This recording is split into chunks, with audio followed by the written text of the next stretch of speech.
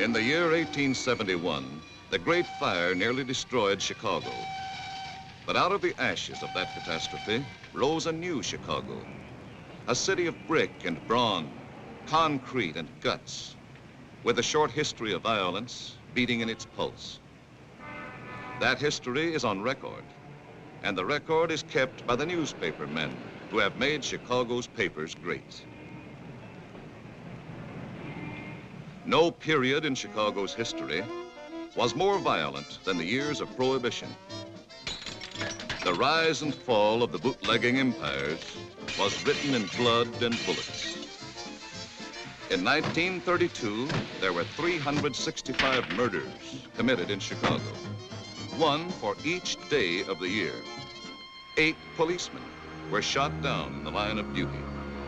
One of the most ruthless of these murders occurred on December 9th, 1932, on South Ashland Avenue, in a place operated by a woman named Wanda Skutnik. Wanda Skutnik's store in the Polish district was the front for a speakeasy.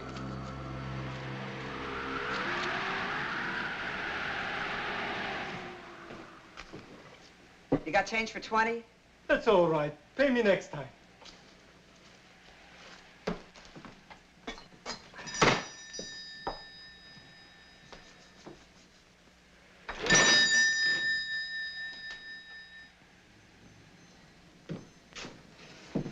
Wanda, you're looking at a guy that's coming down with a cold.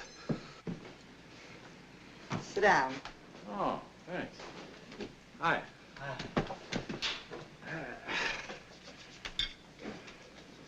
For a cold, this is good. Thanks, Wanda.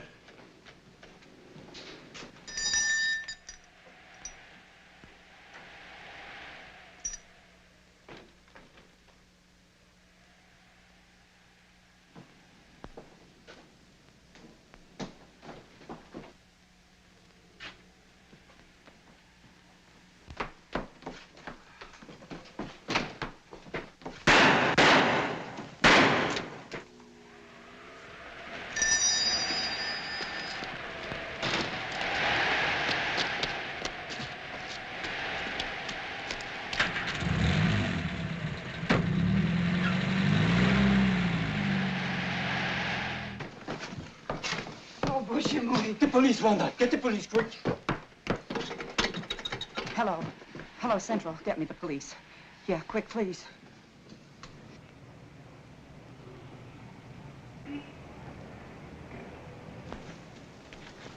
This cornered, frightened bootlegger gave information that pointed suspicion towards a man named Tomek Zaleska. Tomek Zaleska couldn't be found, but 2 weeks later, a tip from another source revealed that Zaleska had spent the night of the murder with his friend, Frank Wiecek. The police closed in on the home of Helen and Frank Wiecek.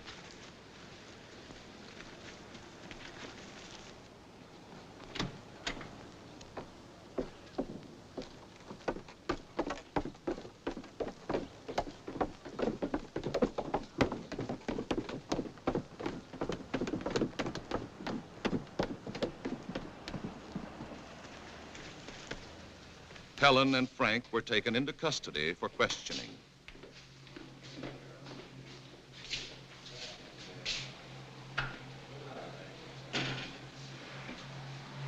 Frank Wiecek admitted that Tomek Zaleska had spent the night of the murder at his home, but insisted he knew nothing about the crime. Why did Tomek want to sleep at your house? Well, he was having trouble with his old man, and he was afraid to go home. When did you last report to your probation officer? Last Friday. You're sure it wasn't Thursday? No, I know it was Friday because that was the day my wife told me she was going to have a baby. You went to the probation officer on Thursday, not Friday. There's your report card. You're confused, son. Try to be a little more accurate. Where were you at 3:30 on December 9th? I was with my wife. I remember because I was helping her shell walnuts for a cake she was making. You were wrong about the day you saw the probation officer. Maybe you're wrong about being at home shelling walnuts for your wife on December 9th. I know I made a mistake about the probation officer, but I know I'm right about the other thing. This statement was signed by your wife an hour ago. My husband was home with me on the 9th of December.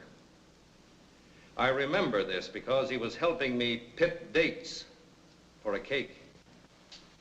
You sure it was walnuts?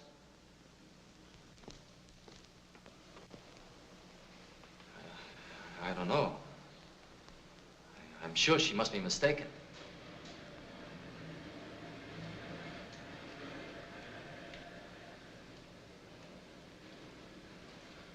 His wife, Helen, was released. But because of Frank's confused testimony on insignificant points and his minor police record, he was held as a suspect.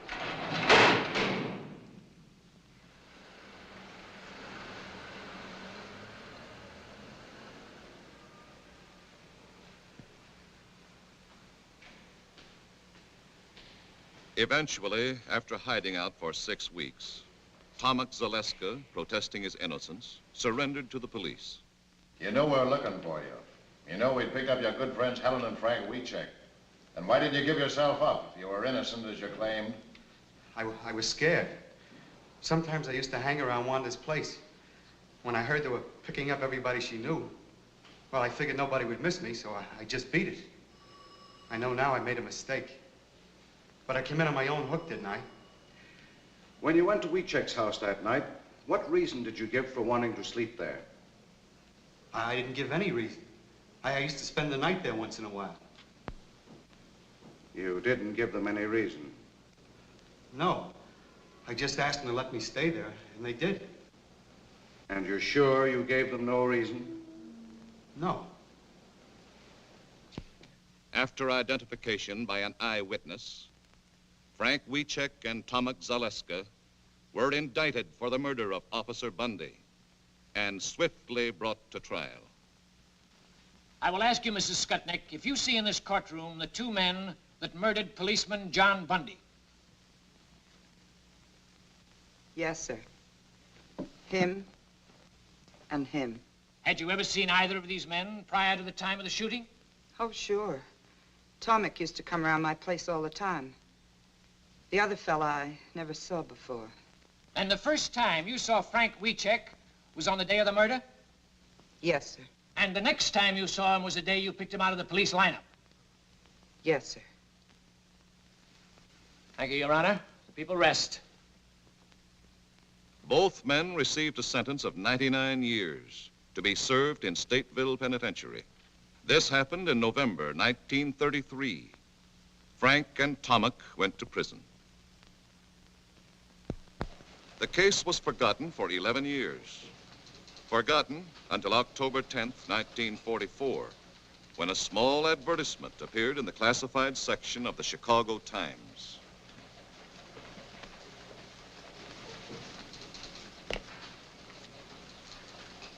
Boy! Yes, sir? Give me the file on John W. Bundy, cop killed in 32. All right. And get McNeil. Yes, sir.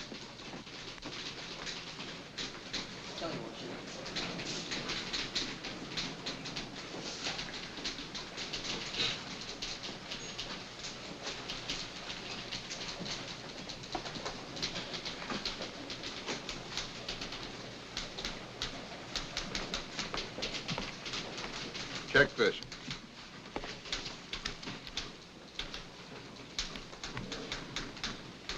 What do you make of it? Well, I want to know why it's worth $5,000 to someone to find out who killed a cop 11 years ago. 1932 was open season for cops. Over on the north side, they were shooting them in pairs like a brace of ducks. This is all I could find on that cop killed in 1932, that Bundy guy, Mr. Kelly.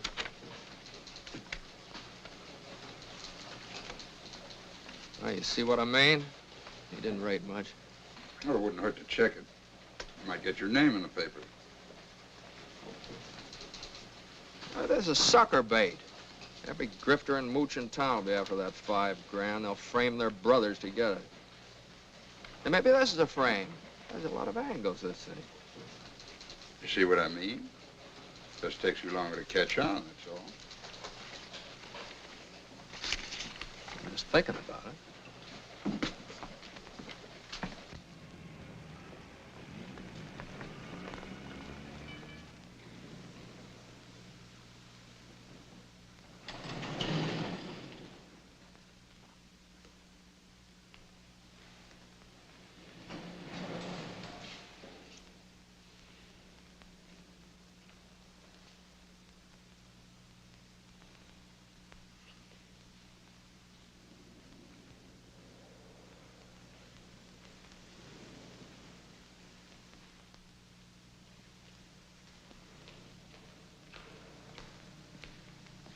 I'm looking for Tilly Weecheck. What you want? I called Northside 777. They said I'd find her here. I'm Tilly.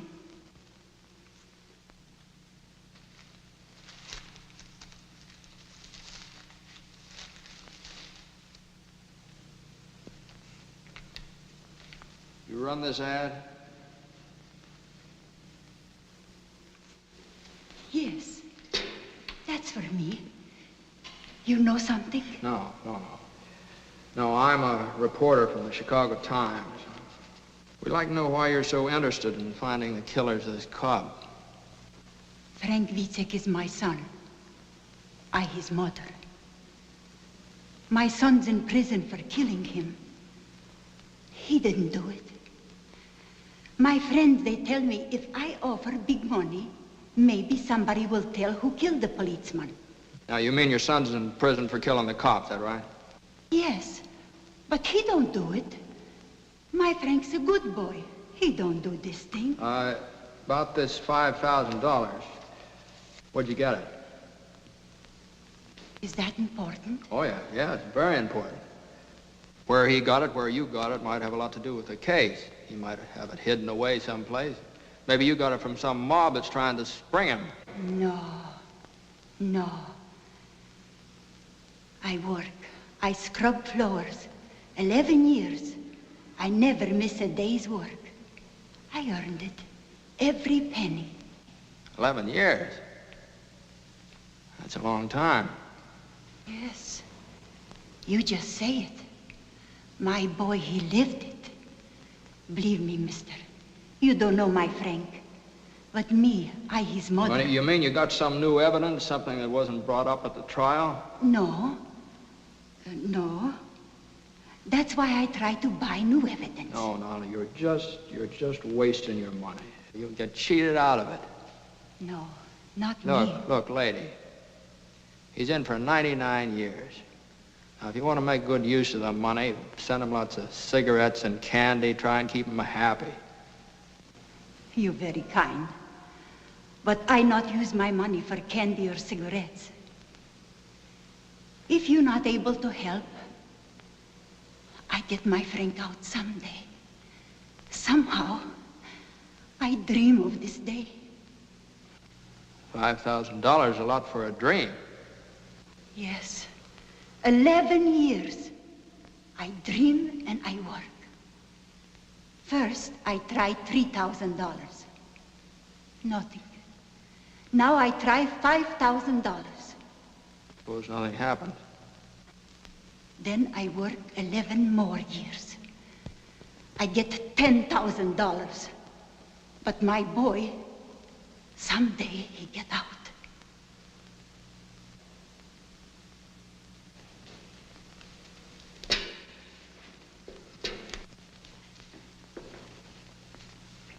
I gotta hand it to you, Mrs. Weecheck. You got a lot of courage. You help me? Oh, I'm afraid I couldn't do that. I'm only a reporter. I just write the story. Now, good luck to you.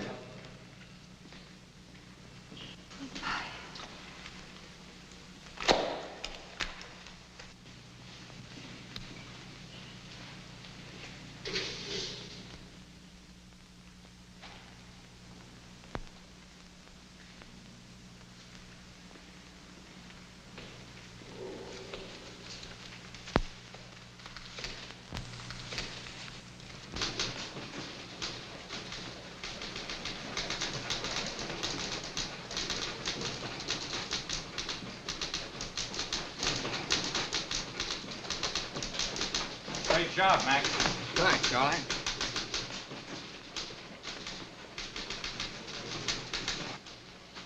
Mac.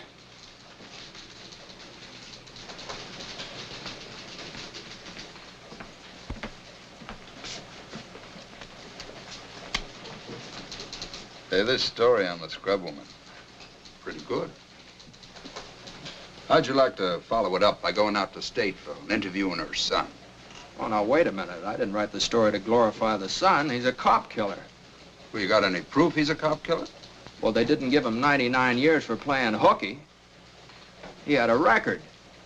He was on probation when he shot the cop. Yeah, I know. I read the record, too. He's public enemy #1.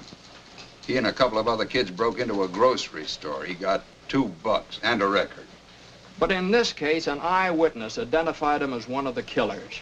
The Supreme Court reviewed the trial. The conviction was upheld. Well, so what? It wouldn't hurt anything to hear what the guy has to say, would it? Well, why, if you go out there... Well, look, Mac, let's put it this way. Maybe I'm interested for personal reasons. Maybe I'm interested because my mother did the same thing. She scrubbed floors on her hands and knees for more than 11 years, send me through school. Okay, I'll go out to the pen tomorrow and see him. How about expenses? Here's a voucher. Take it to the cashier.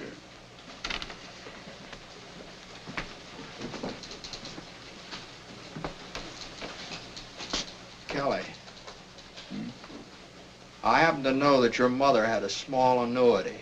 She never scrubbed a floor in her life. You never got past the 5th grade. But I figure if you pull such a corny gag as this, you must want me to go pretty bad, so I'm going. But I want you to know that you didn't get away with it.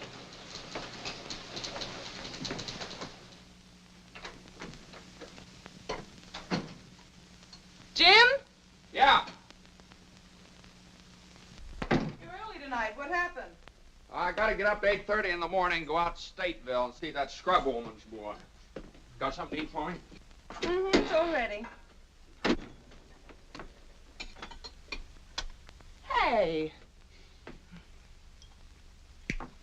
Hi. Hi.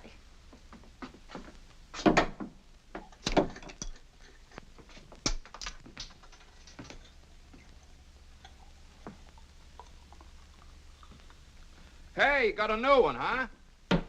Isn't it a beauty? 500 pieces. Yeah, I can't see how a smart girl like you can spend so much time on these things. Oh, I noticed you worked on the last one. You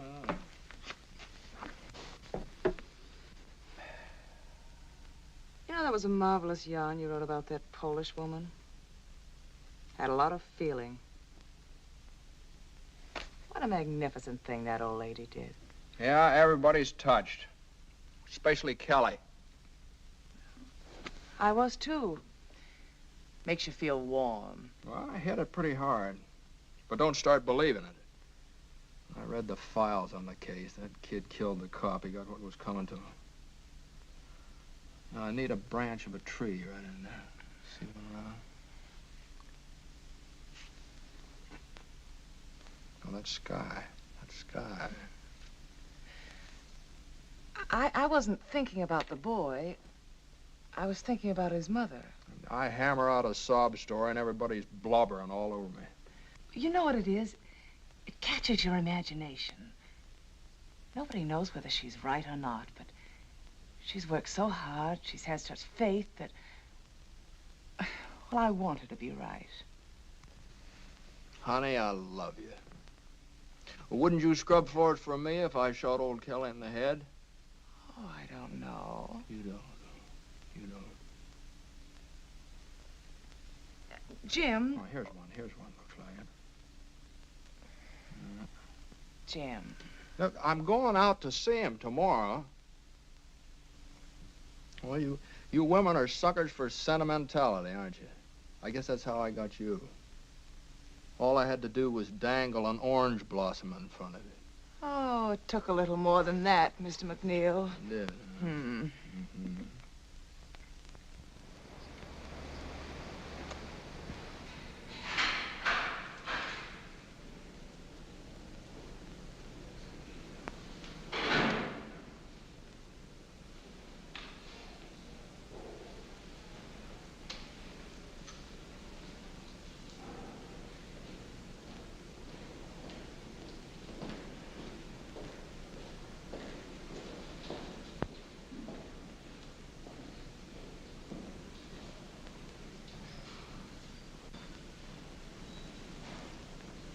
What kind of a guy is he, Warden? I like him. Huh. Frank, this is McNeil of the Chicago Times. He wants to interview you. Now, you don't have to consent to this interview or answer any questions if you don't want to. But I do want to. Sure I want to. Okay. That's fine. He's yours. Sit down, Frank.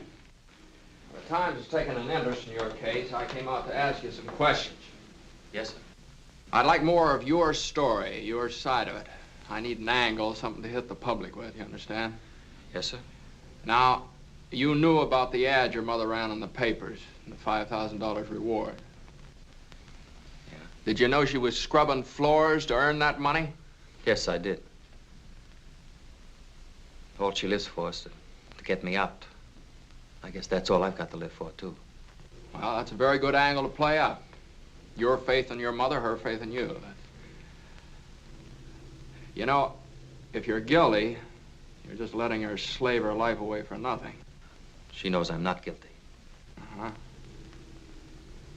I read the news clips, transcript of the trial.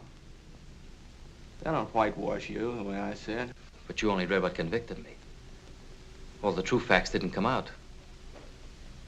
Even Judge Moulton said I was innocent. The judge that gave you 99 years? Well, the jury said we were guilty. He had to. But in his chambers, he said he knew we were innocent. When was that? Well, after he sentenced us. Oh, after? Well, maybe we better duck that. What else? My lawyer was a drunk. He wouldn't even let me take the stand. He was afraid I'd get the chair. Oh, go on. When they question you hour after hour, you're bound to get mixed up on a lot of little things the way I did. That's another good angle. Railroaded, huh? And they took me from one police station to another. Every few hours. Taking me around the horn, they call it. So my lawyer couldn't get me out. And this one, the Skutnik. The first 2 times she saw me, she said I wasn't the man. And all of a sudden, she said I was. Finger woman. All right, we'll play that up, too. I was home with my wife the night the policeman was killed. Does your wife visit you regularly? My wife, yeah. We're divorced. Well, we better duck that angle, too. You duck so many things. You don't believe me, do you? Listen, I talked to your mother. She's a very fine old woman. She believes you. I need proof. I got no proof. Yeah, I know. All right, now, what we'll do with this thing is this. We'll play up this mother angle and the finger woman, and maybe a little police and political corruption, too. I didn't say that. Well, what difference does that make? It's a good angle. Probably true, anyway. You see, you don't want a wishy-washy story. This thing's got to have sock, mass appeal. It's the only way we'll be able to help you. Get sympathy, public support. Now, you leave it to me. Okay, Ward. Thank you. That's all, Frank.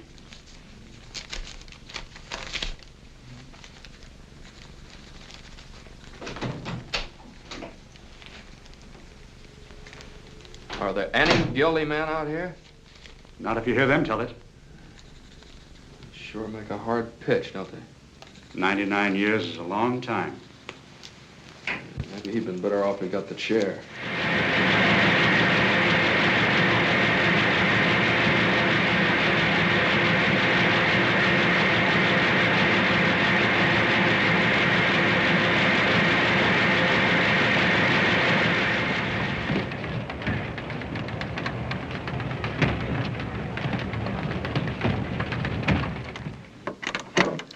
Mr. McNeil is busy, but I'll tell him you like the story. You're welcome. Yes, the Times is going to continue with the WeCheck case. You're welcome.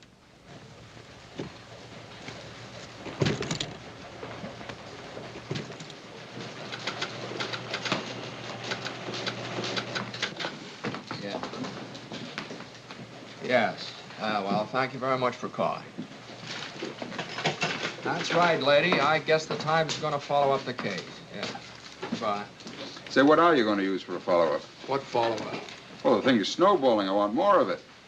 Well, you want to give me a raise, or do I just get the $5,000 from WeCheck's mother? Look, Mac, my job's to print the news that's fit to print. Did it ever occur to you that we might be selling this dead cop short?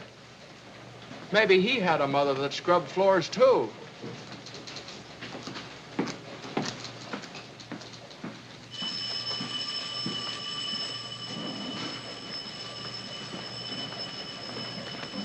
And another thing, you remember what Wiechek said about that judge that promised him a new trial? Well, the judge died 3 weeks after the case was closed. He's been dead for 11 years. Now, Wiechek's a pretty smart cookie, you know. He gives me a lead and knows I can't check up on it. Well, why don't you take a different lead? Look, Mac, you know we're getting on the average of more than 20 phone calls per hour from our readers. And every time that phone rings, you see those great big juicy headlines. I know, Chicago Times clears innocent man. Well, why not? Well, why not? It's impossible, Kelly. You can't do a thing like that. Listen, Mac, if you don't like the story, if you think he's guilty, end it. Write a finish piece and kill it. I'll take that deal. I'll interview his wife. She believed in him so much she divorced him. That ought to kill it for good.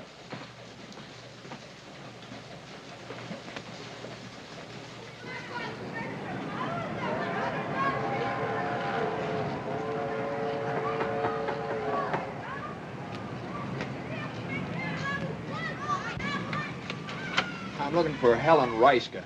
Yes? I'm McNeil of the Times. I'm doing a series on the Wiechek case. Oh, yes, I read them. Please come in. This way, please. Oh, excuse me. Just a minute. I got your address from your former mother-in-law, Tilly Wiechek. I haven't seen her since the divorce. I guess she doesn't feel very kindly towards me. Will you sit down, please? Do you think there's a chance that Frank will get free? Do you want him to? Sure, I want him to. Would you be waiting for him? No. No, I wouldn't. I'm married again. Oh. But I'd be glad for Frank, because he's a fine man. And because he's innocent. He was at home with me when the policeman was killed. Yeah, I know. You were baking a cake. You loved him. Then, I mean. I did. Very much. But the lonely nights were too much for you. You couldn't go on that way. No. Is that it? No, that's what Tilly might think. I loved him. I would have stuck to him. But Frank wanted me to get the divorce. Did he pick out your new husband for you, too? It's the truth. Did you contribute to the reward money, or did Tilly earn all that by herself? Oh, I couldn't help. I haven't anything. My husband, Mr. Reiska, takes care of me and my boy. Frank's boy. I can't ask more than that. He's a good man. And he loves me, and he loves the boy. We're lucky. Yeah, you seem to have got out of it all right. Mr. McNeil, I told you the truth about the divorce. Frank wanted it. Well, it's going to be very hard to make people believe it. Frank's wife says he's innocent and shows her faith by divorcing him, you know. But that's just the way it was. I went up to see him that day, wanting to make him keep up hope, wanting to cheer him up. He looked depressed, the way you do when you're terribly worried.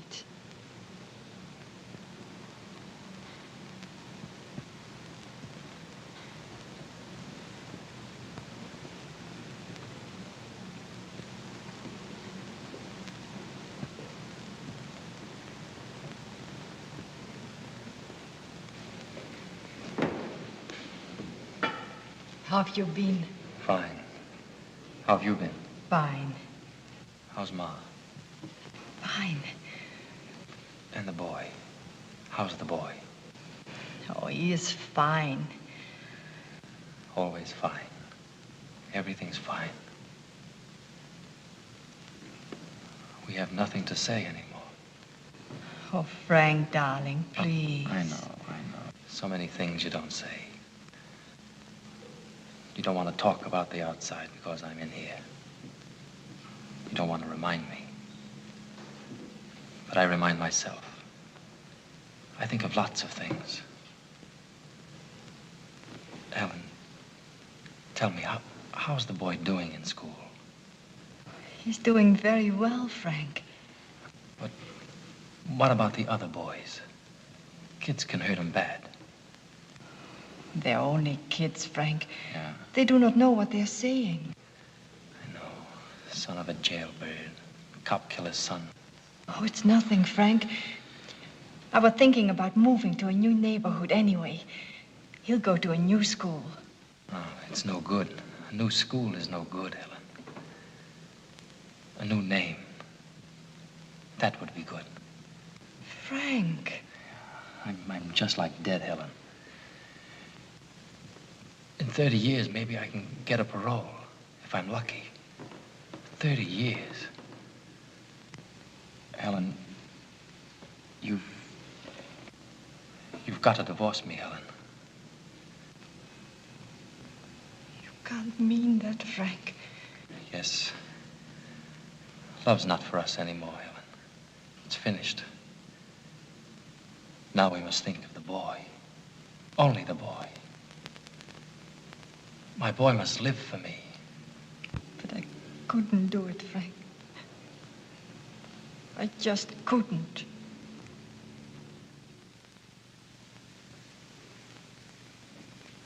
And for over a year, I wouldn't do it, Mr. McNeil. But Frank kept begging me and begging me. Then I met Mr. Reiska. He loved me, and he was fond of little Frank. He understood everything about us. Well, what about the boy? Does he know? Yes, he knows. But now everyone calls his father Uncle Frank. We've made a point of that. Look, Mom, Brandon! No! You lost the other one. This is Mr. McNeil of the newspaper. And that's my husband, Mr. Reiska. Reiska? And that's my boy, Frank. How are you? Say, I'd like to get a couple of shots of you and the boy, if it's all right. That's all right. Come on, son. Come over Sit here, Frank. Right there. There you are, Mom. Hey.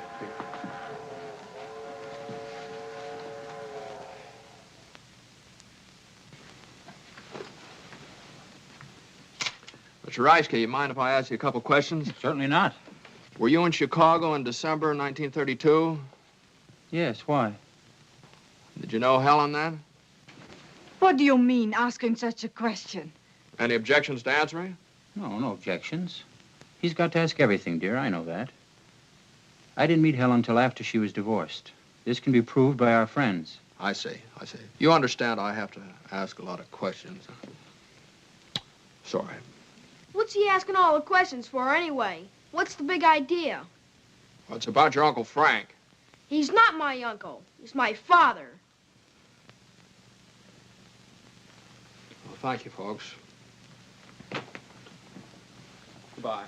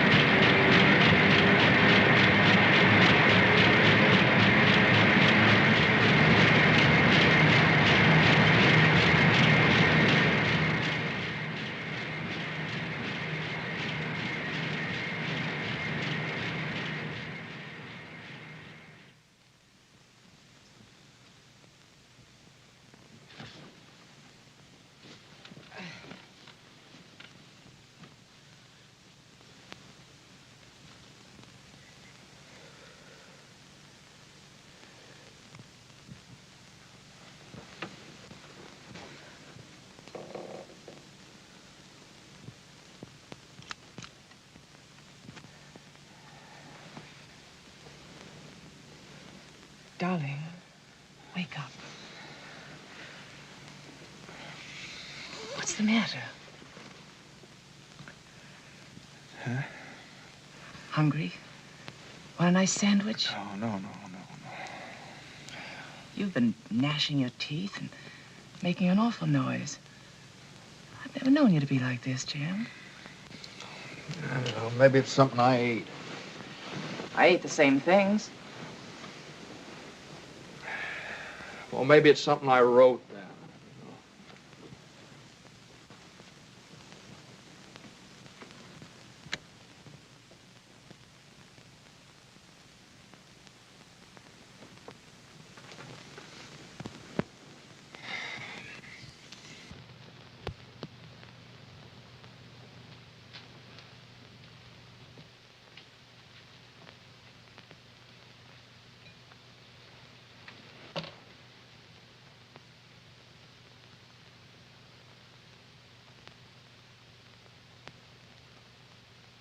You look nice. Will you marry me? I did. Oh, yeah, that's right. Thanks. You're welcome. Just remember I'm here. Well, come on over here. Maybe we can work this out together.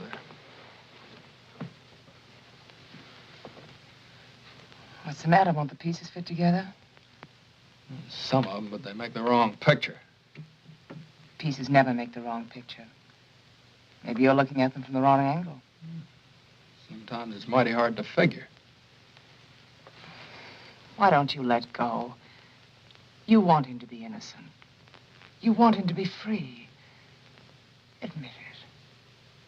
Oh, maybe you're right. Maybe I do want him to be free. But that doesn't make me believe he's innocent. If you want to believe, that's enough. Believe it. Will you marry me? Oh, that's right, you did. Will you fix me that sandwich then? Hey.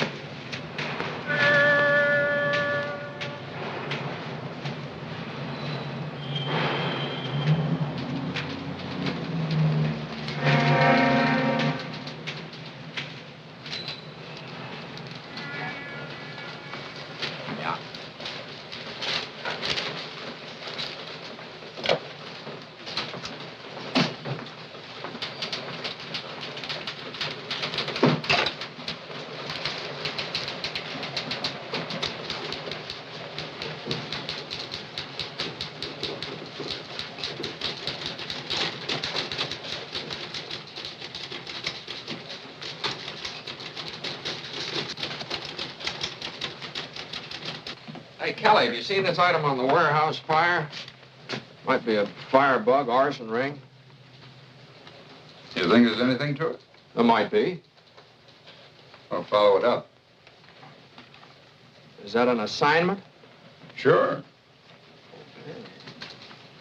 Oh, Mac, I know there's nothing more to the WeCheck case. It's all washed up. But before you tackle this warehouse yarn, the warden called me this morning. WeCheck wants to see you again. Well, for what? I don't know. Maybe he wants to confess. Well, I was just up there. Don't I get time off for good behavior? WeCheck's been up there for 11 years, Mac. That cop's been buried longer than that.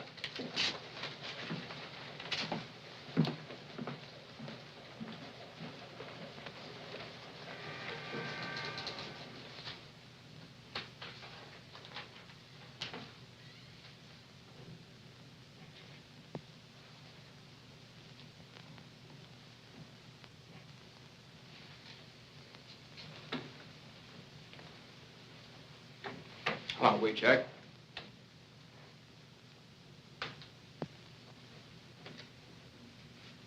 Mr. McNeil, I sent for you to tell you that I don't want you to write anymore about me or my family. I've read what you've written. I've seen the pictures of my mother, my wife, and my boy. We poured our hearts out to you, unashamed. Well, you wanted help, didn't you? That's the only way you can get people interested in the case. Nobody's going to read a little two-line ad like your mother ran in the paper. 500,000 people have been following this story. Now, somebody might know the killers and get in touch with us. I don't want that kind of help. I'll stay here 1,000 years. But you must not write anymore about my wife and my mother and my boy. My mother is doing this for me, not to sell your papers. Oh, now, wait a minute. I made my wife divorce me, so my boy has a new name. Now you put his picture in the paper. You spoiled everything for him. I don't know. I thought I was doing a good job. No. This is writing without heart, without truth. Before I thought maybe some crook lawyer would try to get the $5,000 from my mother.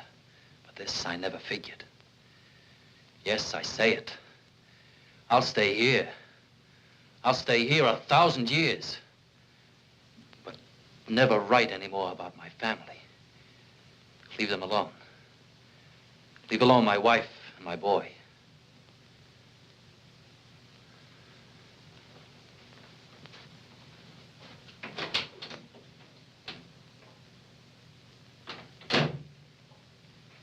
What do you make of that? Well, I guess he figured you pitched him some pretty low curves. It was a story. I wrote what I saw. You know, up here, every man claims to be innocent. But the prisoners are the harshest judges of themselves. And they believe we have only two men who don't belong here. Tomek Zaleska and Frank Wiecek. All right, Warden. Say, I wonder if you'd let me try something else. I'd like to talk to Tomek Zaleska. Okay.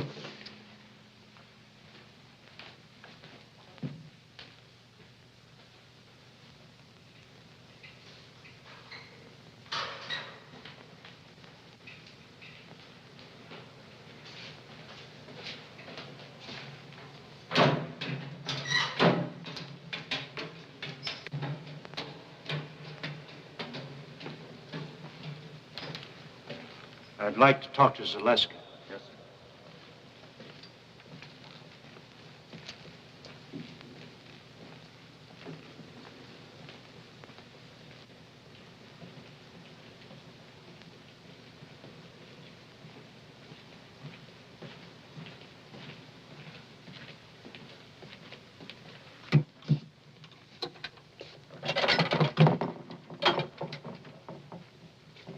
Tomek, this is McNeil of the Times. He'd like to talk to you.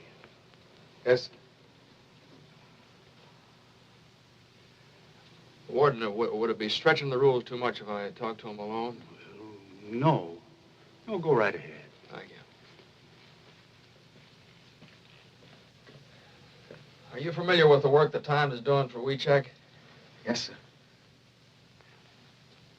Now, look, Tomek, we want to clear up this Bundy case one way or the other. We don't think Frank was in it with you. Now, if you confess and name the man that was really with you that night, the Times will do everything in its power to get you a parole for turning state's evidence. The chances are you'll be out of this place in a few years. What have you got to lose? You're in for a life now. Come on, tell us the truth.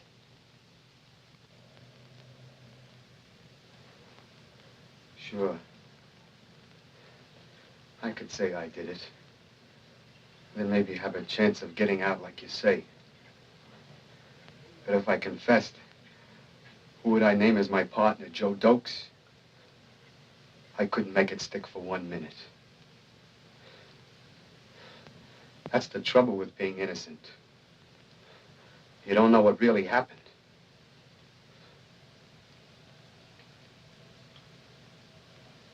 I didn't do it. Me and Frank had nothing to do with it.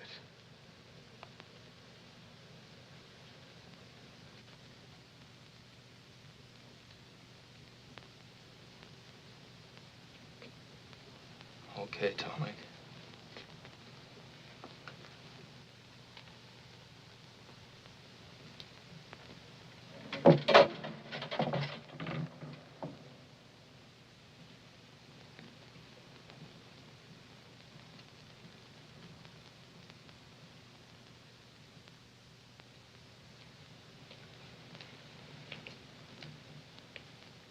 Well? You must run a nice jail. This guy doesn't want to get out either. I'm gonna get this out of my system if I never write another line. Warden, do you think Weechek could talk to me again? Yeah. Yeah, I imagine he would. I'll take you over to the hospital. He works there.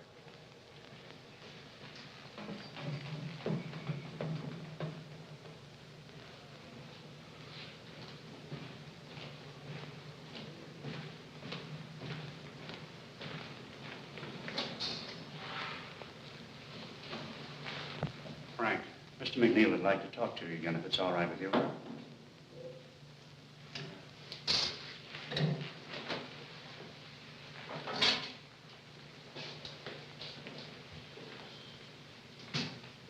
Look, Frank, I've decided to go on with this case. I'll slant the story your way. I also want you to know that I'm still not convinced you're innocent, but I'm willing to dig, get the facts. But remember this, if I ever catch you lying, I'll blast you so hard you won't even get a parole when you're 33 years old. Is it a deal? I've nothing to be afraid of. It's a deal. Okay, Frank. Now, I want you to give me some information. This judge you told me about, you know, the one that died. Were there any witnesses when he told you he'd try and get you a new trial? Yeah, there was a bailiff. Uh-huh. What was his name? I don't know. Well, I'll find out. What was the name of your lawyer?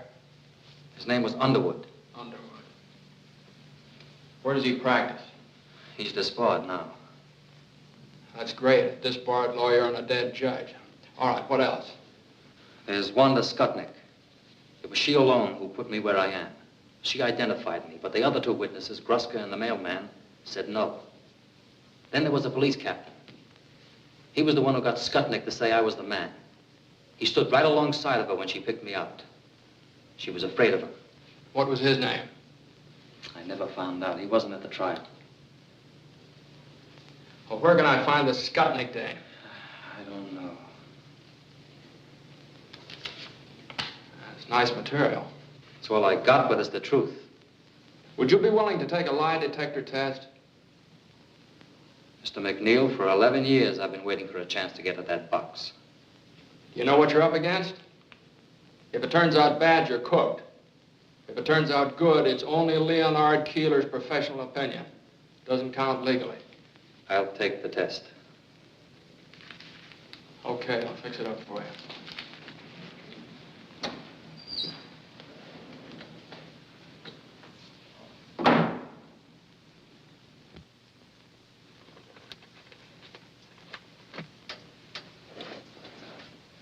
Listen, kid, take it from me.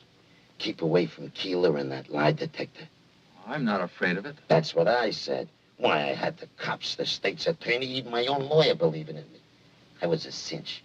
Then they talked me into going up against that box. What happened? What do you mean, what happened? I'm doing life, ain't I?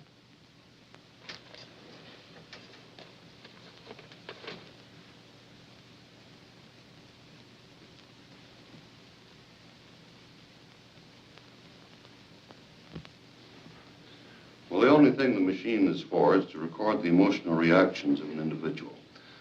We place a blood pressure cuff about the upper arm of the subject, and then through the impulses to the timbre system, record the variations in blood pressure and pulse on this stylus.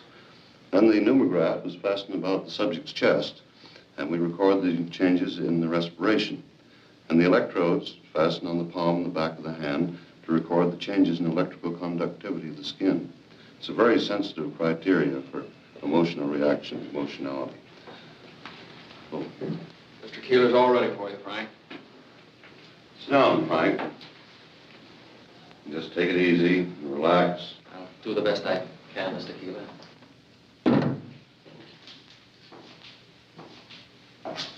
Come, Mac.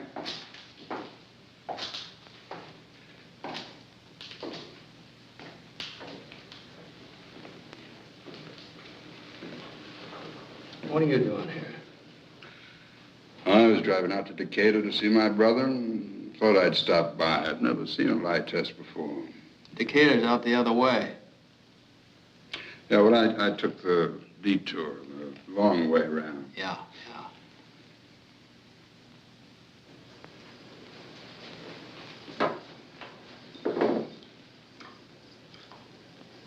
These are a pair of electrodes. I clip them to the palm on the back of your hand to pick up the electrical changes in the nervous system. I'm going to try an experimental test now.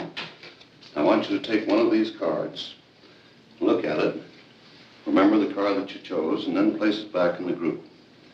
I'm going to ask you one card at a time, and I want you to say no to each card that I ask, including the chosen card. You understand? Yes, sir. Now just face forward, don't watch the machine, and sit as quietly as you can.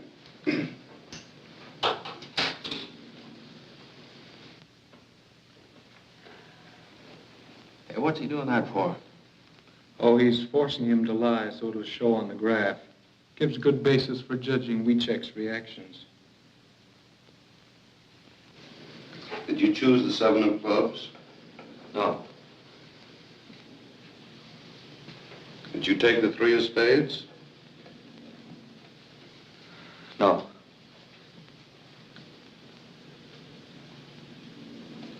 Did you take the Queen of Hearts? No.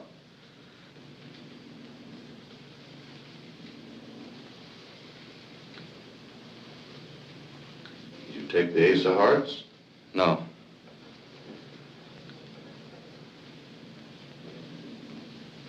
Did you take the 5 of diamonds? No.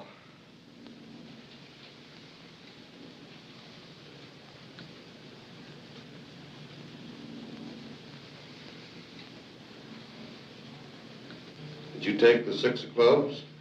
No.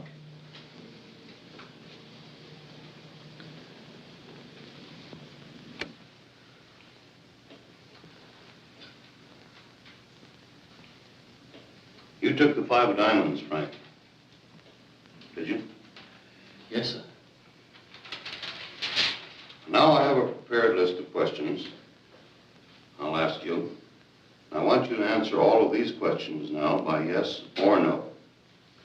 And if you have anything to explain, do that after I ask you all the questions. Just turn around and face forward. Sit as quiet as you can all the way through the test.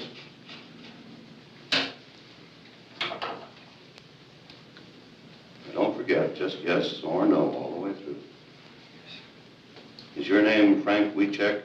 Yes.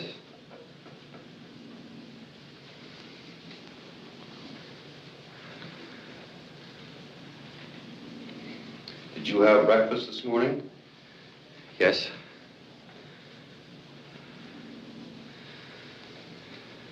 Do you know Tomix, Alaska? Yes.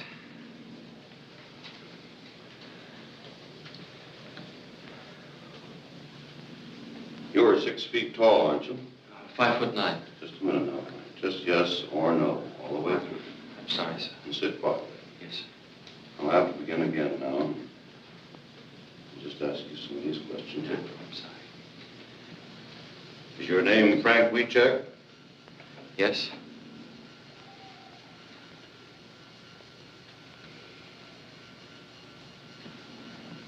Were you in Wanda Skutnik's store on December 9th? No.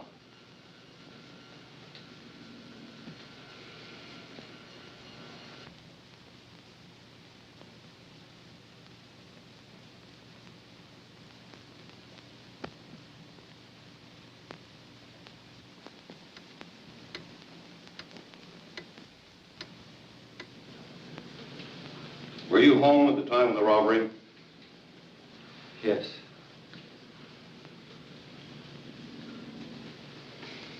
That's all I'm going to ask you. Just sit quietly now for a few moments, and I'll take it off.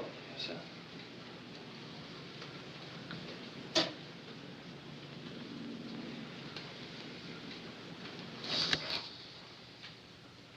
Well, we're all through, Frank.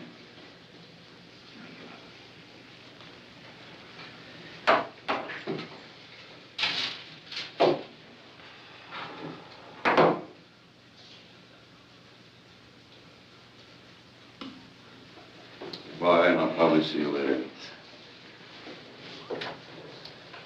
See you later, Frank.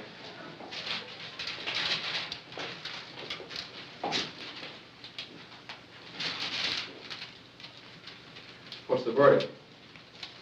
Well, there's the record.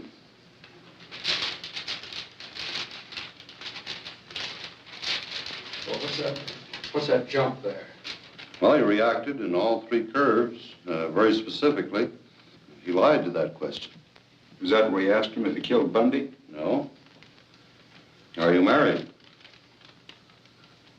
Well, but he didn't lie. He isn't married. He's divorced.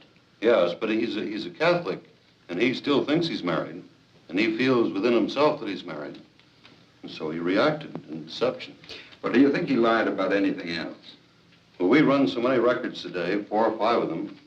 I'd like to take a little time to go over them and compare one record with another and the reactions.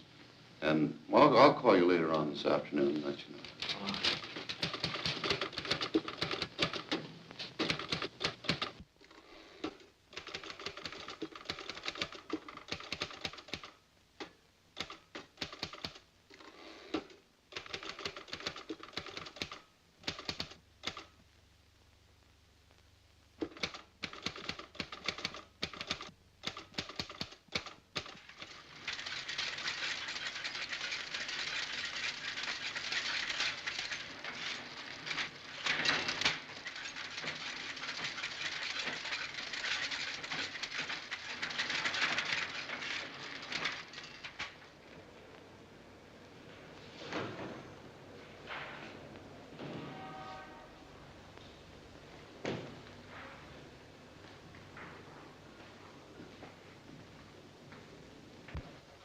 Hi, McNeil. What can I do for you? Say, Larson, I'd like to check on the date of arrest of a fellow by the name of Frank Wiechek.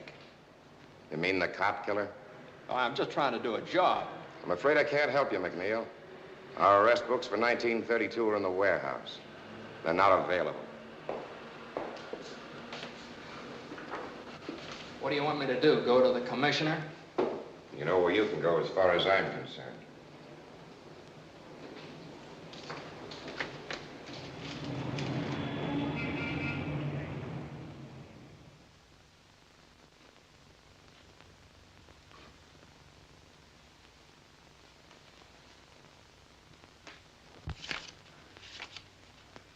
Here it is. Booked for murder December 23rd.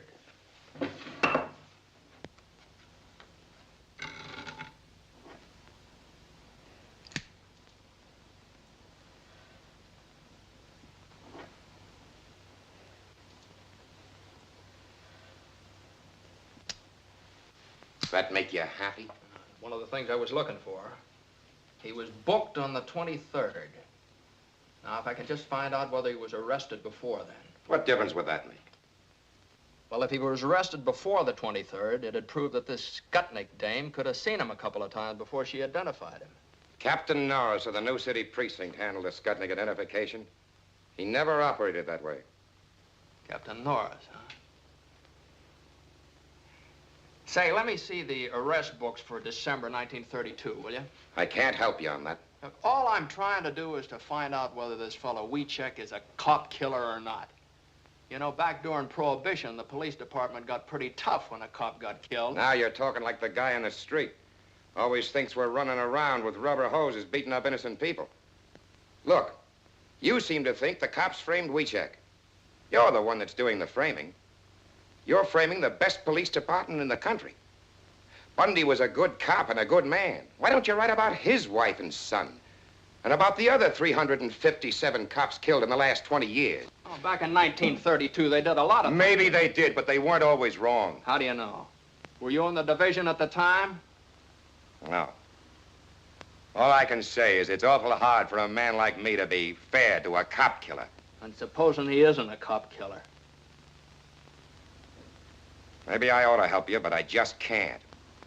You've helped me plenty, don't worry. Captain Norris, huh? Had charge of the Skutnik identification, huh? Well, it looks like he's sort of mixed up in this himself. Maybe I better go over and talk to him. You better take a shovel with you. You'll have to dig him up. He died in 38.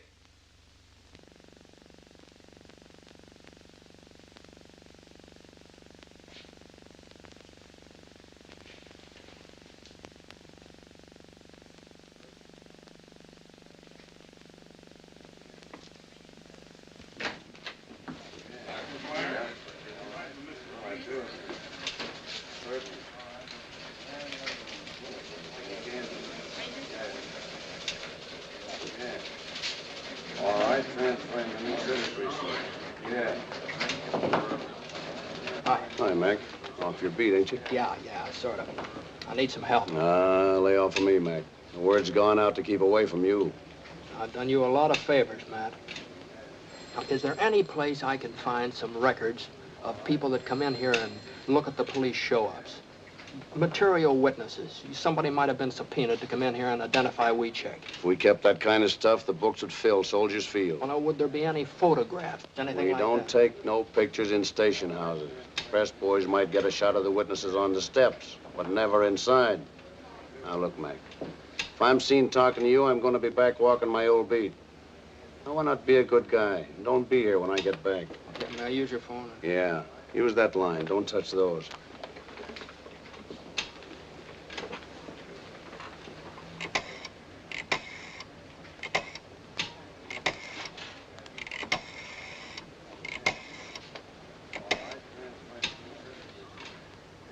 This is McNeil. Give me Kelly. Say, check through our files to see if any of our boys took pictures of the Weechek arrest in 1932. Get someone to check the Tribune and the rest of the papers. Now, listen, Kelly. A photographer takes maybe 10 shots, prints one of them. I want to see the other 9. Now, listen. The Herald Examiner, they were still in business then, weren't they? Now, this is just their kind of picture. I'll check on that myself.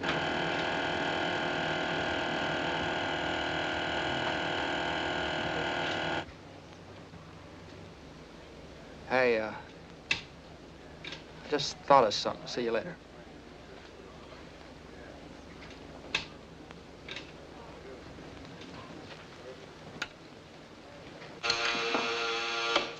Your city precinct. This is McNeil over at headquarters. You got the book on the Weechek arrest in 1932? Yeah, but we've been told to pull it out of the files. I'll drop over and see it. Okay, we're right over. Right.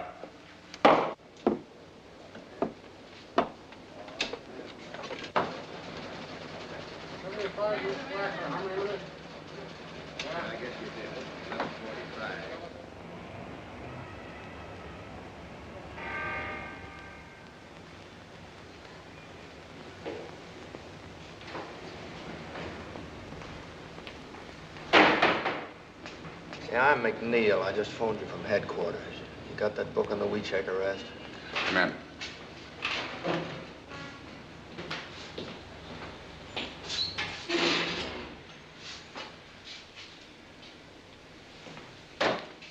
Thanks.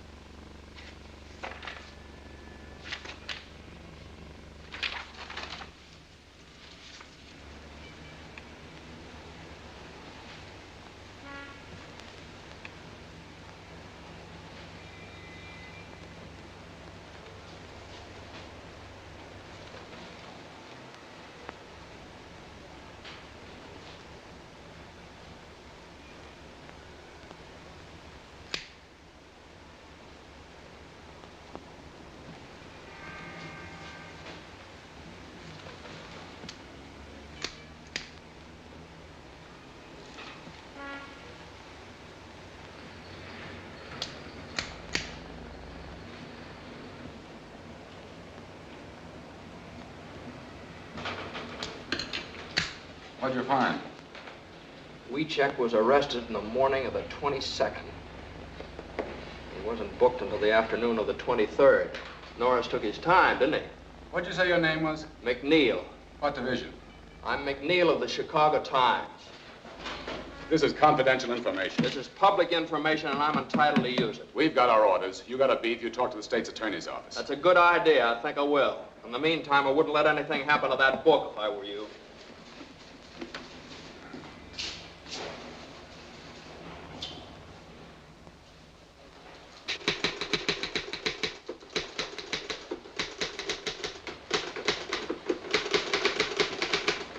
Mac! Hey, Mac!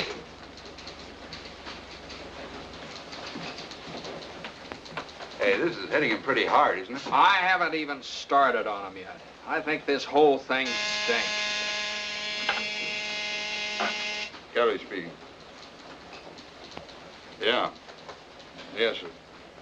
Right away. That's the boss. He wants us both. Let's go. Let's go.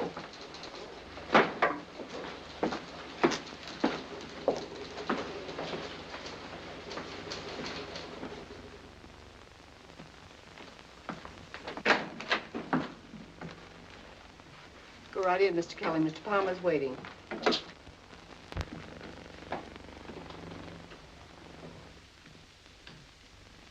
Mr. Kelly, Mr. McNeil, I believe you know the commissioner. Oh, well. Mr. Faxon from the state's attorney's office. And this is Robert Winston representing the governor. How do you do, sir? Of course, you know Mr. Burns. Mr. Kelly, these gentlemen object to our handling of the WeCheck story. Mr. Kelly, we feel that the Times, through you and Mr. McNeil, is slinging mud on one of the finest police departments in the United States. And specifically, we object to your efforts to arouse sympathy for a man who killed a police officer. We'd just like to point out, gentlemen, that Frank Wiechek was convicted by a jury. His case was reviewed by the Supreme Court, and the conviction was upheld. All these legal authorities believed in Frank Wiechek's guilt. Well, a long time ago, a lot of people believed the world was flat. At this late date, do you wish to impugn the integrity of the jury and the court? If they were wrong, yes. Back in 1932, a steady stream of convictions made good publicity. Remember? Frank Wiechek was found guilty, and he belongs where he is. Were you in the state's attorney's office in 1932? Why, yes, I was, but I didn't have anything to do with the Wiechek case. I have no axe to grind, Mr. McNeil. But I believe you're unnecessarily discrediting this regime. Furthermore, your stories may be holding out false hope of a pardon to both Frank Wiechek and his mother. I'm not so sure it's false. We are. Look, up until now, what we've printed was based on interview and investigation. We've invented nothing, and we don't intend to. Well, a great deal of emotion and color can be lent to simple facts. The governor feels this entire matter is undermining law and order. But Wiechek is innocent. It'd be criminal for us to stop now. Well, you must remember, Mr. McNeil, that another political party was in power at that time. We're not to blame, but the public tires us with your brush. You can't destroy the confidence we built up in this regime just to sell newspapers. It may have started like that, but it isn't that way anymore. Now, look, gentlemen, believe me, this man is not guilty. I don't know if he's guilty or not, but we don't want this police force persecuted anymore. Well, what's the difference? Oh, now, just a minute, gentlemen. The governor wants this thing cleared up. We're not asking you to forget the man if he's innocent, but we don't want this dragged on and on just to promote circulation. Now, we have a proposition to offer you to settle this thing once and for all. I can suggest to the governor that he set up a hearing of the pardon board. If Wiechek is exonerated, he'll get a pardon. But if you can't clear him, you're to drop this matter once and for all. Is that a deal?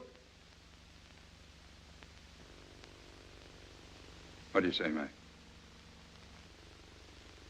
It's a deal if Mr. Palmer says so. Okay. It's a deal. I'll ask the governor to set up a special hearing next week. Are you ready to accept that? Yes, I am. There's just one thing, Mr. McNeil.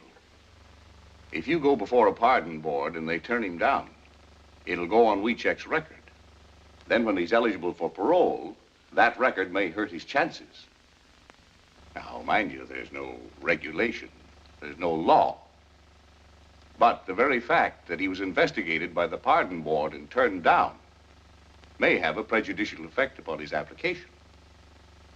What you're doing is gambling with Wiechek's parole. Now, that's a chance we'll have to take. Well, gentlemen, that's settled then. We're agreed. Thank you very much, gentlemen. We'll live up to our end of the bargain. Goodbye. Goodbye, sir. Goodbye.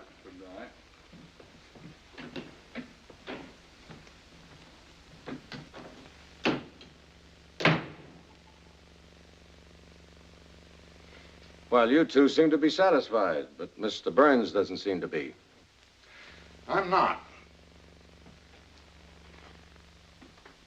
As your attorney, I think you've made a bad deal.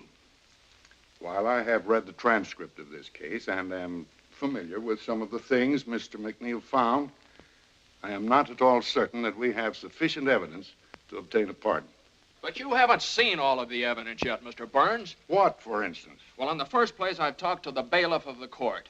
He corroborated Frank's statement that the judge promised him a new trial. Well, what basis did the judge have for making that promise? I don't know. If he made it. He made it, all right. Here's an affidavit from the bailiff. That's not proof. It's inconclusive. All right. Forget about that. I have a lie detector test. And Keeler's sworn statement that the fellow is innocent. Inadmissible. Gruska and Decker, the other two witnesses in the crime, maintain that Wiecek is not the man. And they also testified that this Wanda Skutnik couldn't possibly have recognized anybody. But have you found her? What does she say? Gruska and Decker contradict it, but it's inconclusive evidence. Now, what new admissible evidence have you? Well, there's a whole lot of new stuff. The state's attorney's office tried to keep me out of the record books. That's the reason they had that fella faxing up here. And another thing. Why is this Wanda Skutnik dame keeping undercover? A couple of mobsters might have killed that cop and threatened her for not playing ball. Or maybe she's trying to keep in good with the law. I don't know. She ran a speakeasy. Now, look here, McNeil. I'm an attorney. I know what it is to go up before the pardon board. They go on facts. Facts? Okay, I'll give you something better than facts. I'll give you a picture. Take a look at that. Now, Wanda Skutnik testified that she didn't see Wiecek from the time of the murder until the time she identified him on the 23rd of December. Now, Frank maintains that she did see him several times on the 22nd of December when the cops were taking him around from station to station. All right, that bears out Frank's story right there. There's a picture of Frank and Wanda going into one of the stations. Where'd you get this, Mac? I got it out of the files of the old Herald Examiner. Kind of figured they'd go for a picture like that. When was this taken? Well, obviously on the 22nd. Oh, now look here, McNeil. You can't just say that obviously it was taken then. You have to prove it. Well, I have the photograph. When you go before the pardon board, the burden of proof is with you. But the picture After all, it could very well have been taken after she identified him. McNeil, you've done a wonderful job in assembling all this evidence. But the law of the state of Illinois requires only one eyewitness for an identification and conviction. So far, that witness has not altered her statement, and that fact still stands. Mr. Palmer, in view of this, I'm afraid I must recommend that you permit me to get in touch with those gentlemen who were just here and ask for more time, or until I've had an opportunity to go over the case. Then your advice is to call the whole thing off. That's right.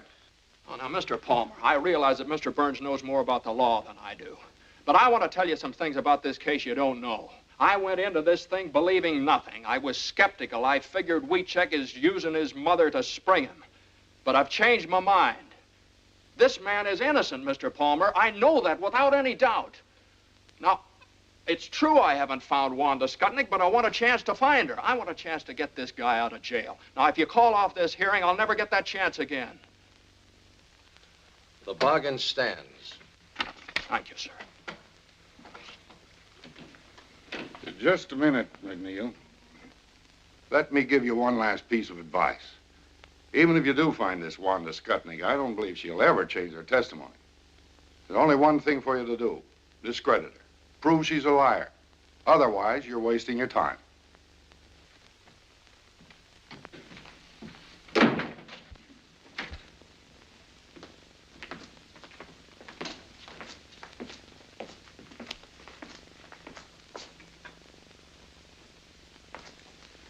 Yeah, that's great. Great speech, Mac. Now you've really got to find Wanda Skutnik. Now, listen, Kelly. I haven't been wasting my time. I know a lot about Wanda Skutnik. Now, she used to run a speakeasy. All right, she's probably still in the liquor business. She's Polish, and she used to run around with a guy that works in the stockyards. So don't let your enthusiasm get you into trouble. Back of the stockyard's a tough neighborhood. Oh, wait a minute. Don't scare me, Kelly. Can you speak Polish? No, I can't speak Polish. But if I have to learn to speak Polish to find her, I'm starting right now.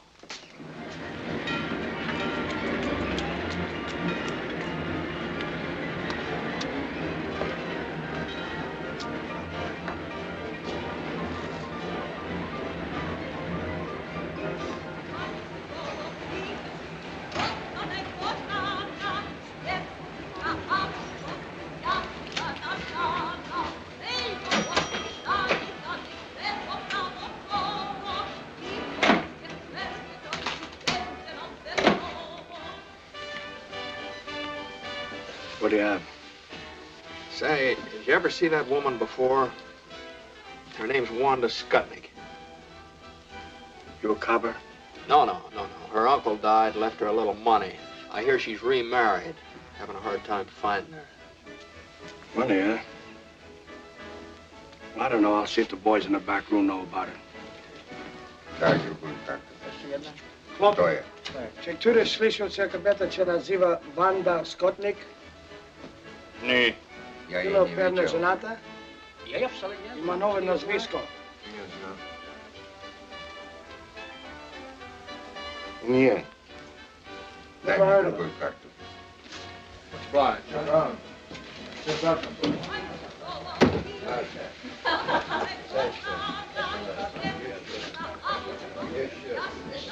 Dobrze.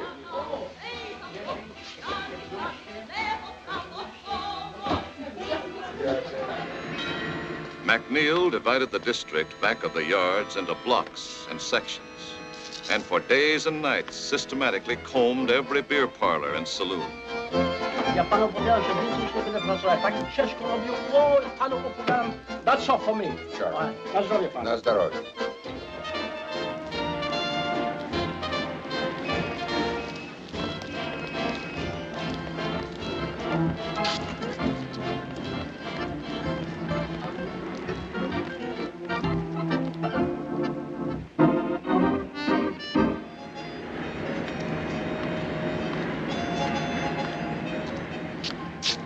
Ja mam 21. Ile ty masz? Ja wszystko wygrałem. Wódkę to proszę, ja tak sobie zachowałem.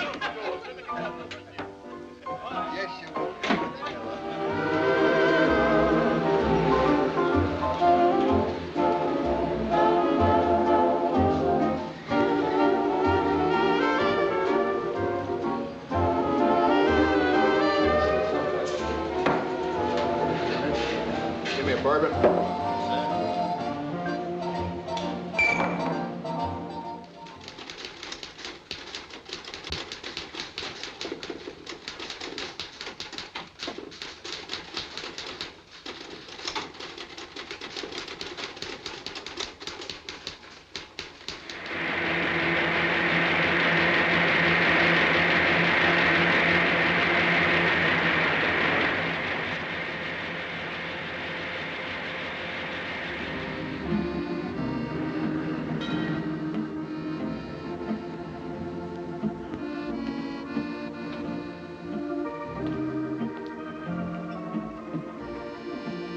What do you have? Some rye.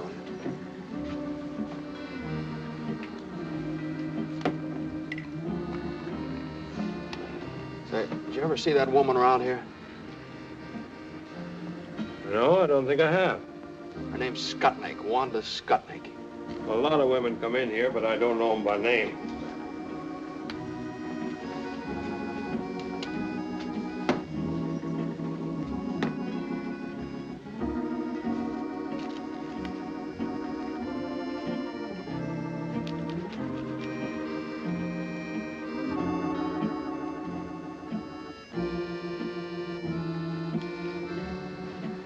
Your name McNeil? Yeah, why? I've been wondering when you'd hit this neighborhood. I've been reading your stories in the paper. About Wanda Skutnik? Yeah. You know her? Used to. Used to be good friends. Do you know where I could find her now? I might. Where? What's in it for me? What do you want? I owe him $1.75. Okay. Where is she? I ought to have one to talk on. Yeah. Hey, a couple of drinks here, huh? What happens to Wanda if you find her? Oh, not a thing. I'm just going to ask her some questions. There ain't no warrant out after her, No, nothing no. like that. No, nothing like that. Leave the bottle here, too, will you?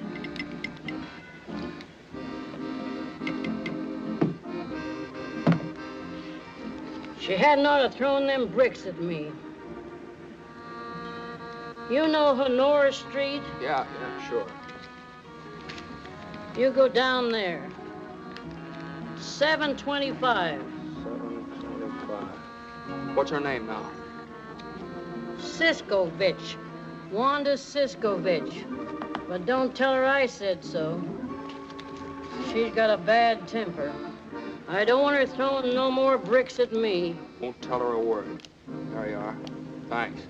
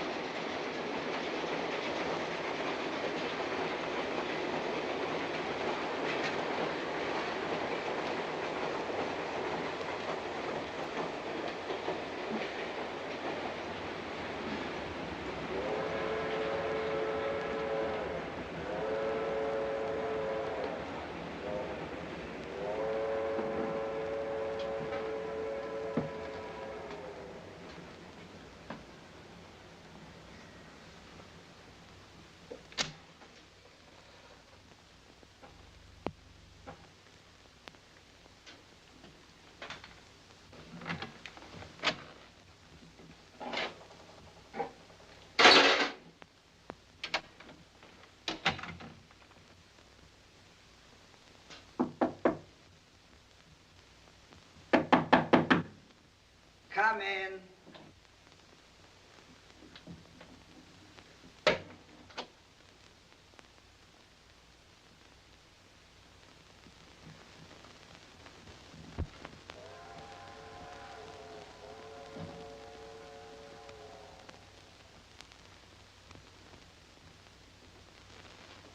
Who are you? I'm from the Times. Get out of here! So you're Wanda Skutnik. Yeah. I've been wondering when you'd show up. Now, look, lady, I'm not going to give you any trouble. I'd just like to ask you a few questions. You want to cry in my beer? All I want to know is this. Is there any possibility that you might have been mistaken when you identified Wiechek? No. Well, if you're so positive, we can prove it. Will you take a lie test? A lie test? You think I'm crazy? Look, will you give me a sworn statement? I did my swearing in court. How many times did you see Frank before you identified him? Never. You didn't see him before the police show up? No, only when he killed the cop. Look, I said all I got to say. That's all there is, see? What do you mean that's all there is? There's a lot more than that. This kid's been up in the pen for 11 years. Now, look, I've got to go before the pardon board day after tomorrow. Now, Frank's got a good chance to get off if you help him. I got no reason to help Wiechek, and I got no reason to help you neither. You're the one that wrote them lies about me. I've been thinking of suing you for libel. That's the reason I wrote them. I called you a liar and a bootlegger and a finger woman. I insulted you every way I could think of, and I'm going to keep on doing it, see? Go ahead and sue us for libel. I'd just like to get you up on a witness stand under oath. Yeah, and you still wouldn't get nothing out of me.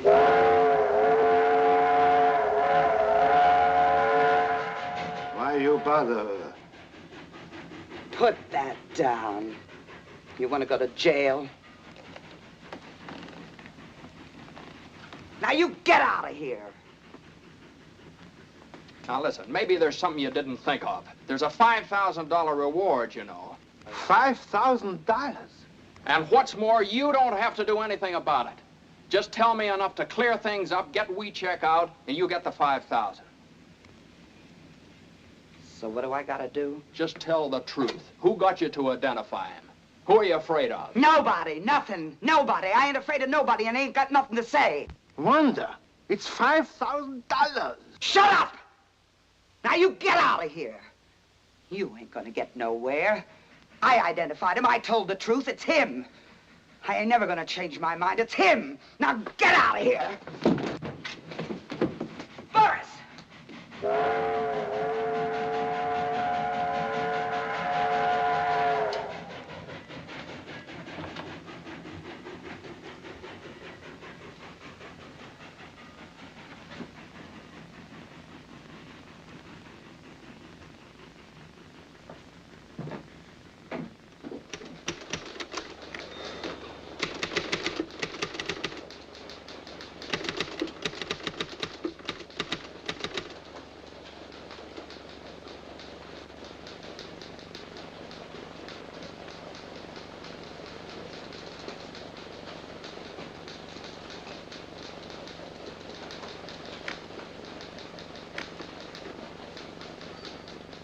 Well, Mr. Burns has given us a clear picture of the situation. If Wanda Skutnik can defy the pardon board, if the board has no authority to subpoena her, the power to make her talk, then we're helpless. What do we do now? The thing for us to do now is for me to appear before the pardon board at Springfield this afternoon, present our apologies, and ask that the case be withdrawn. Will that appear on Frank's record? Will it spoil his chances when he becomes eligible for a parole? No, his name simply will not come before the board. All right. That's it, then. I'm sorry, Mr. Palmer. I want to apologize to you, too, Mr. Burns. I thought if I found this woman, I could make her talk, but I missed her. I'm sorry. Okay, Mac. Kelly, write a finished story on this Wanda Skutnik and end the whole thing. Get the paper off the hook. Well, I can get a train for Springfield in about half hour. Good.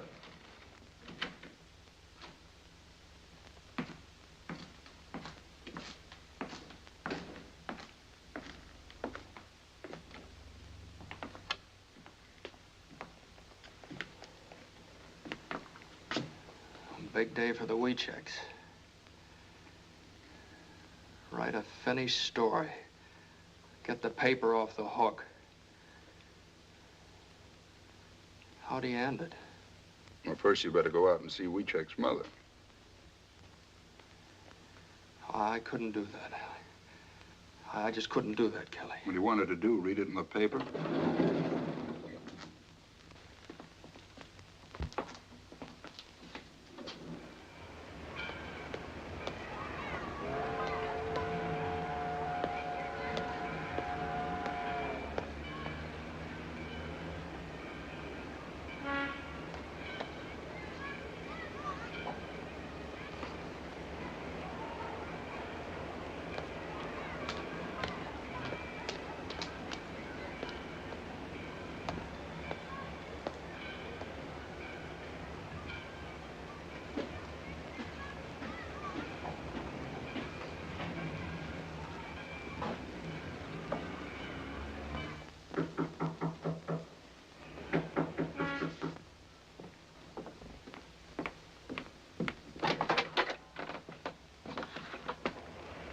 Mr. McNeil, come in. Thank you. Oh, I got to excuse myself. I was not expecting company. You mustn't regard me as company, Kelly. I was baking a pie for Frank. Please sit down. I'll get you some coffee.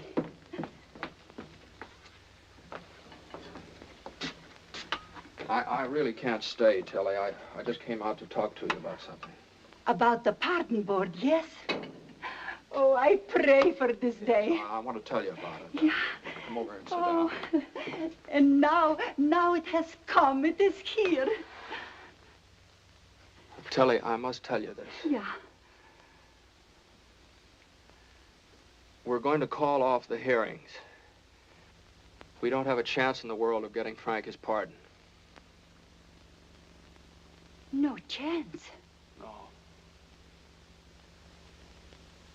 But you work so hard. You do everything. Everything I could. You got lawyers. It tell pardon board. We have the best. But don't you see, Tilly, if we go before the pardon board now, it'll just be hurting Frank's chances for a parole later on. We can't get a thing out of Wanda Skutnik, and without her, we have nothing. I saw her at the trial. She will never tell. Like a rock. She will never tell. But she knows. Yes, she's afraid. She will not talk, never. And without her, we have no evidence. Evidence? They got no evidence when they sent my Frank to prison for 99 years. I got no evidence when I scrub floors every night. Go without supper. Walk to work so I save a nickel for Frank.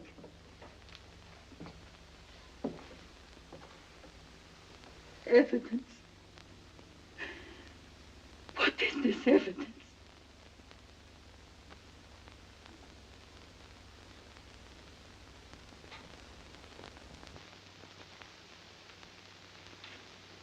I can't tell you how sorry I am, Tilly.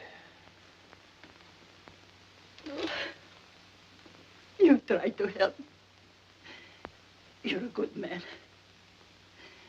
But if this thing happened, then we fight some more. We fight more and more. Yes? No, Tilly. We're calling off the hearing. The Times is dropping the case. No. But if you go, I got no friend left. I'm sorry.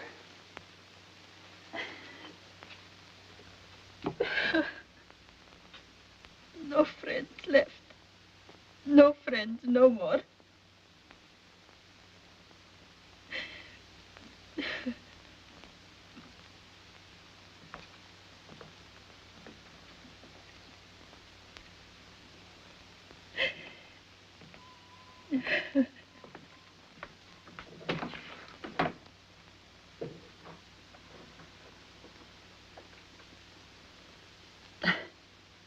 Big fool me.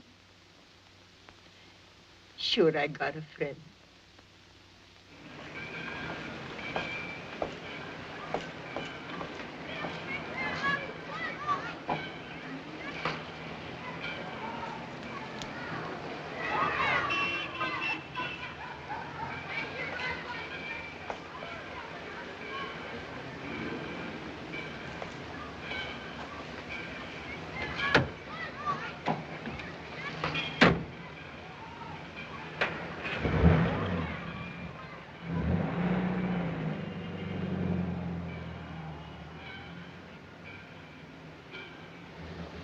Where to?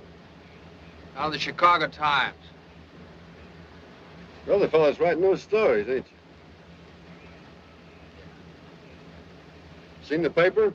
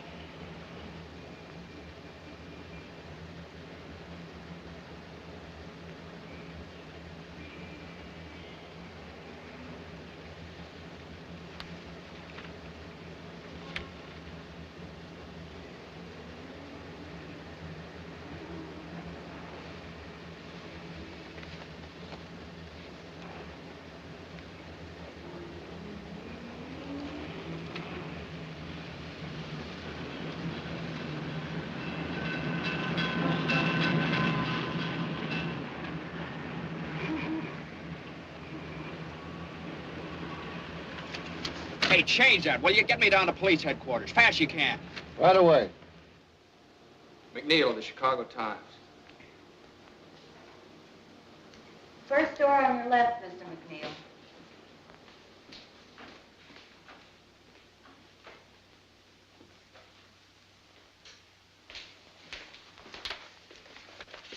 Say, did you make the enlargement of the photograph of this forged check here? Yes, why? I got a picture here. I just wondered, could you blow that section of the picture up right there? Sure. Would all the details come out on it? Well, that depends. You got the negative? No, that's all I got right there. Well, then I'd have to make a dupe. How long would that take? Oh, a couple of hours. What do you think? Could you get started on it right away? Yes. But you're McNeil at the Times, aren't you? Been working on that Weechek case. That's right, I'm McNeil. At first, I thought this guy was guilty. But now I don't know. You take a look at it. Hey, could I use your phone? Sure, right over there.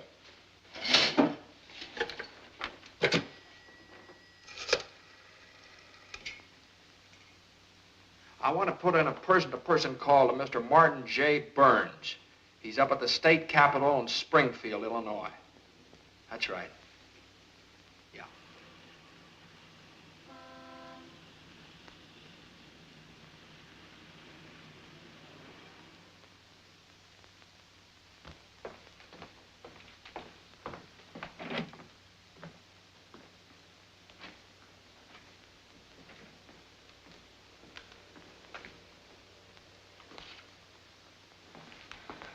Sorry, gentlemen.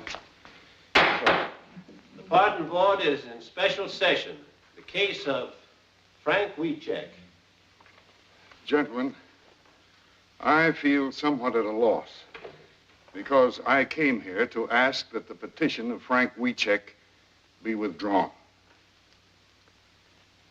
However, about an hour ago, I received a telephone call from James McNeil of the Chicago Times, who informs me that he has uncovered the evidence we've been seeking. It is conclusive evidence that supports the petition of Frank Weechek. You may present the evidence, Mr. Burns. Unfortunately, gentlemen, my telephone conversation with Mr. McNeil was necessarily brief. He's flying down to Springfield. He should be here at any moment. What evidence does he have? I'm afraid I don't know. Mr. Chair. Mr. Faxon. I object. The state's attorney's office has the right to demand orthodox conduct of this hearing. If you have conclusive evidence, present it. Otherwise, we ask that the petition be denied here and now. Mr. Faxon, we certainly intend to follow orthodox procedure in this Board of Pardons.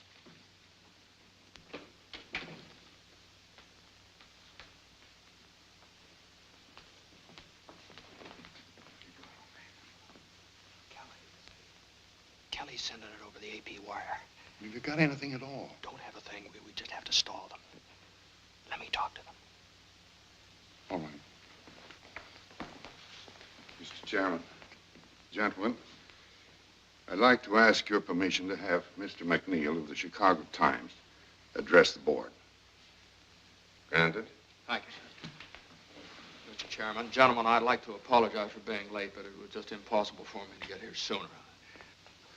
I don't know how much Mr. Burns has told you. Strictly from a reporter's point of view, understand. I've assembled what I feel is a very solid case. And of what does this case consist? Well, it consists of such debatable items as a lie detector test. Now, I realize that you're unable to accept that. You want evidence. But sometimes the weight of evidence, just because it's in the record, is heavy enough to crush the truth. We'll discuss the shortcomings of our judicial system some other time, Mr. McNeil. Yes, sir, I'm sorry. I realize that at the present time you want facts. We have a notarized affidavit from the bailiff of Judge Moulton's court that the judge felt that Weechek did not receive a fair trial. We have those documents before us, Mr. McNeil. They could hardly be called conclusive. Yes, sir. But as you probably know from those documents, Gruska and Decker contradicted Wanda Skutnik's testimony, and those affidavits bear them out. The board is aware of that, too, Mr. McNeil. But Wanda Skutnik has not altered her testimony, has she? Wanda Skutnik lied from beginning to end. She lied about everything. You know, it's a very funny thing about the Statue of Justice up there. She has a sword in her hand. It's a double-edged sword. Cuts both ways.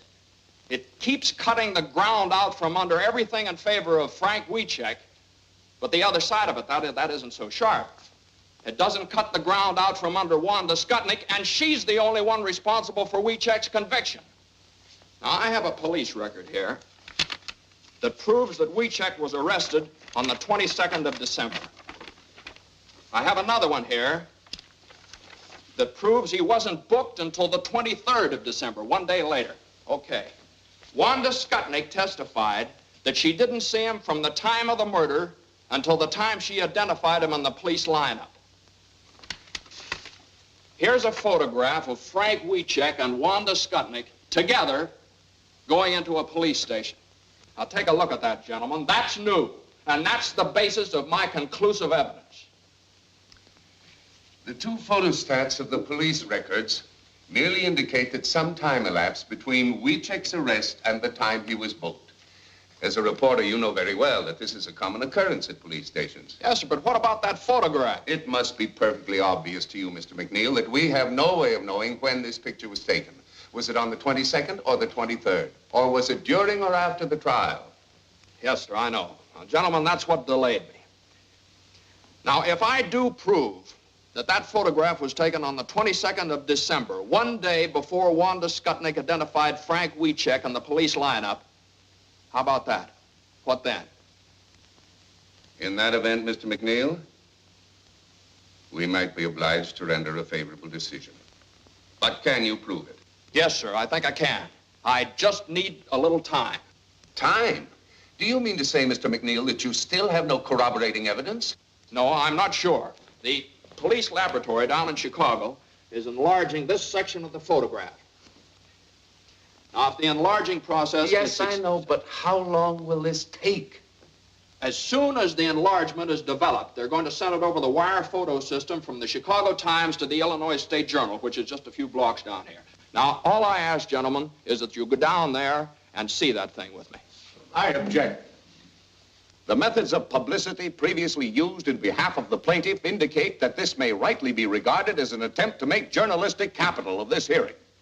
Now, I am authorized by the state's attorney's office to state categorically that in the opinion of our office, the facts set forth in Wiechek's behalf do not indicate that he was a victim of a miscarriage of justice.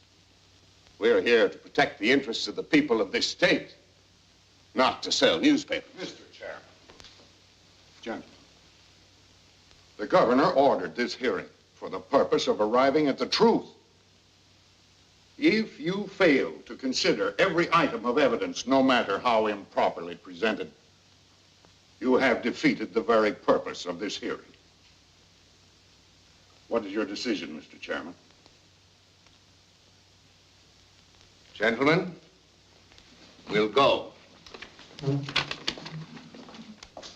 Are you clear to Springfield? Yes, sir, the wire's open. Well, hold it open. I'll have the picture in a minute.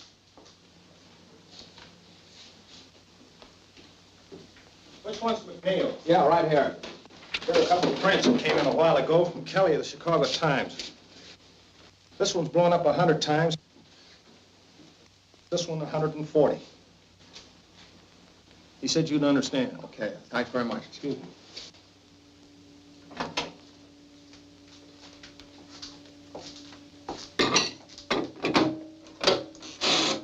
Ask them if they're ready.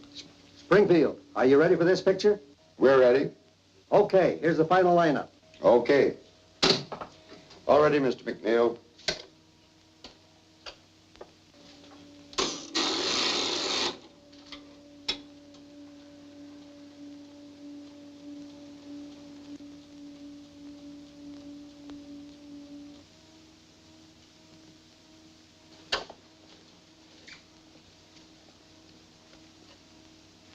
Gentlemen, let me explain to you what's happening here. As you remember, this is the picture I showed you before, you know, and this is the area we're working on right here, the newsboard. All right, now this print is that area enlarged 100 times. And this print is that same area enlarged 140 times. Now, the picture coming in now is this area right in here, blown up as big as possible. Well, what do you expect to find in the enlargement? The date on the newspaper held in the newsboy's hand. Is that possible? Frankly, I don't know, sir. It depends on a whole lot of things. condition of the dupe negative, the density of the print. I've been doing a little praying, too.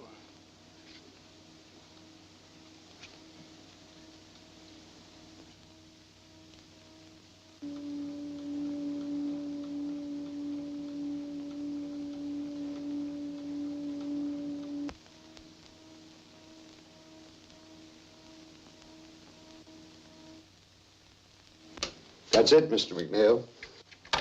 Excuse me, please. How long will this take?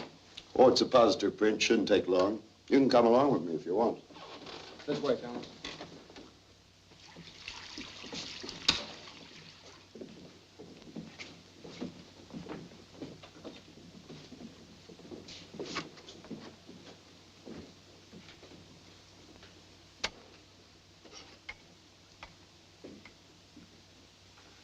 Remember, this is the area I showed you.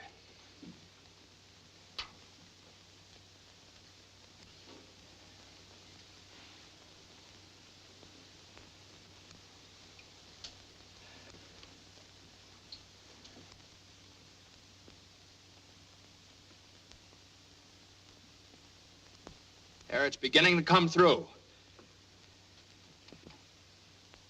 Now, what's the date? What's the date?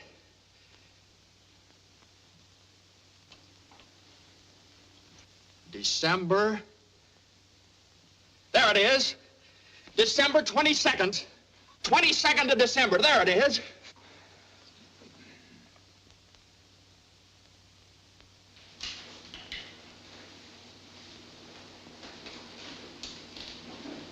Goodbye, boy. Good luck, Frank. Thank you.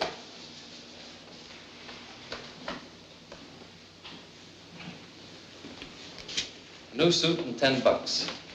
Almost $1 a year. Oh, look, Frank. It's a big thing when a sovereign state admits an error. Remember this. There aren't many governments in the world that would do it.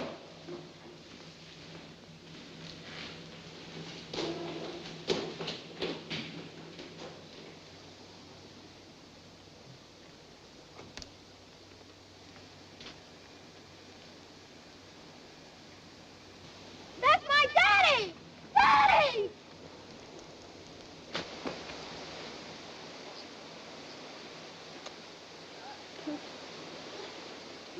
Franuś! Franuś!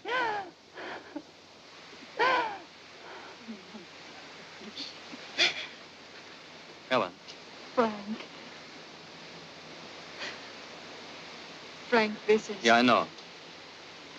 I want to thank you for everything you've done for Helen and the boy. And I want you to know you can have the boy with you whenever you want him, and for as long as you like. Thanks.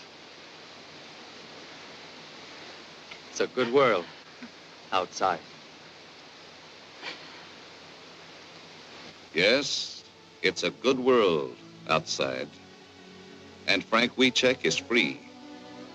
Free because of a mother's faith, the courage of a newspaper, and one reporter's refusal to accept defeat.